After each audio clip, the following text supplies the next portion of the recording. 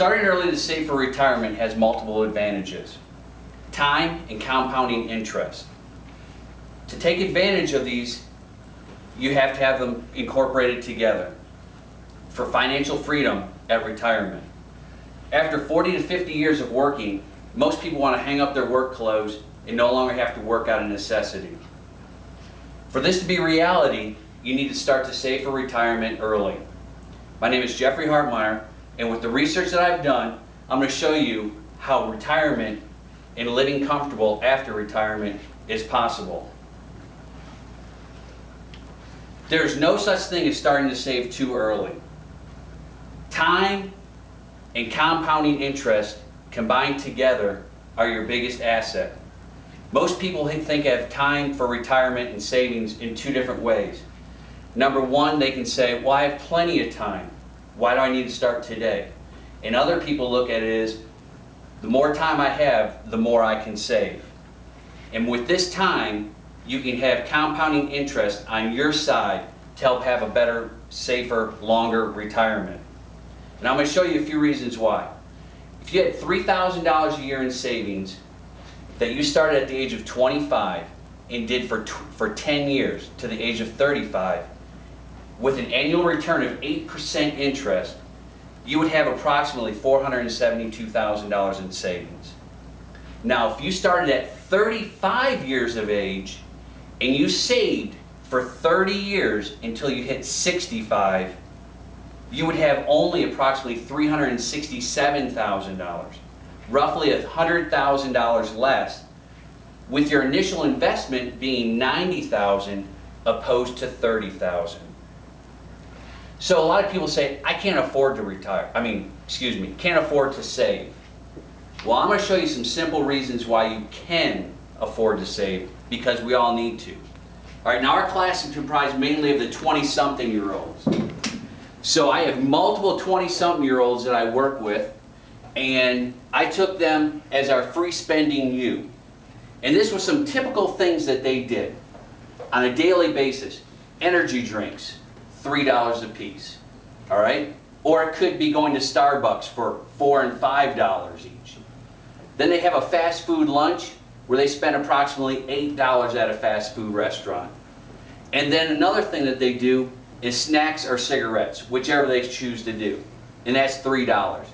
So they roughly have a regular spending on a daily basis of $14 per day. Now, not every day it's going to be that much. It's going to fluctuate, but add in entertainment or club costs, alcohol, anything like that, and you're going to pretty much average out that $14 per day. Now we have the money saving you.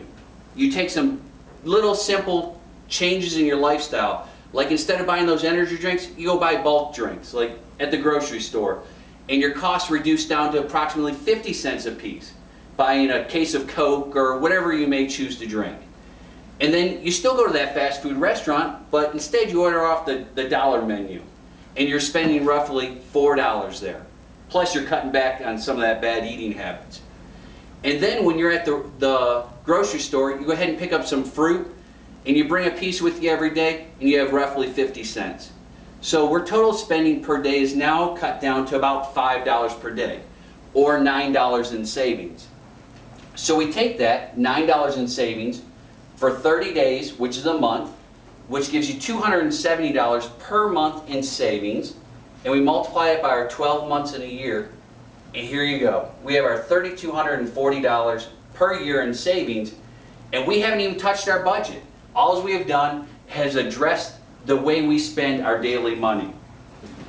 So, you still say you can't afford it? It's built in there. Everybody has the ability to save money. 30, 40, and 50-year-olds, if you haven't started a plan yet, there's still hope for you. If your company offers a 401k, you need to maximize as much as possible. They offer $11,500 per year. The federal government says you can put into a 401k. And if you're over the age of 50, you can put an additional $2,000 in. There's IRAs. You can put $5,000 a year into an IRA. And if you're, once again, if you're over the age of 50, there's the catch-up money of $1,000 extra per year. If you don't have those abilities to use, you can also go to savings. Create your own savings plan. Speak to a financial advisor at your local bank or a brokerage firm. You can put into mutual funds, you can put into stocks, bonds, whatever fits your savings plan. Risk is what is the main thing to address when you get older. High risk, medium risk, low risk. To figure out your percentage of money and the risk that you're to take, you take 100%, subtract your age, and what you get is how much can go into high risk savings, which will yield the highest.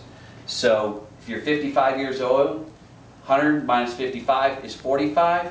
You only want to have 45% of your savings going into high risk. So retirement is just for that, retirement. Your retirement fund is for that.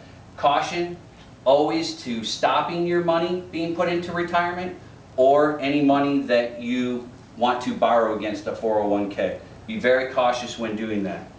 The financial market will go up and down. You need to ride it out, weather the storm, and in the long run, you'll be for the better. So planning for retirement can never be started too early. However, if you haven't started a plan yet and don't have an emotion, it's not too late. Regardless if you see your financial future as Beverly Hills or under the Brooklyn Bridge, you can find financial freedom and have a good, healthy retirement. Thank you.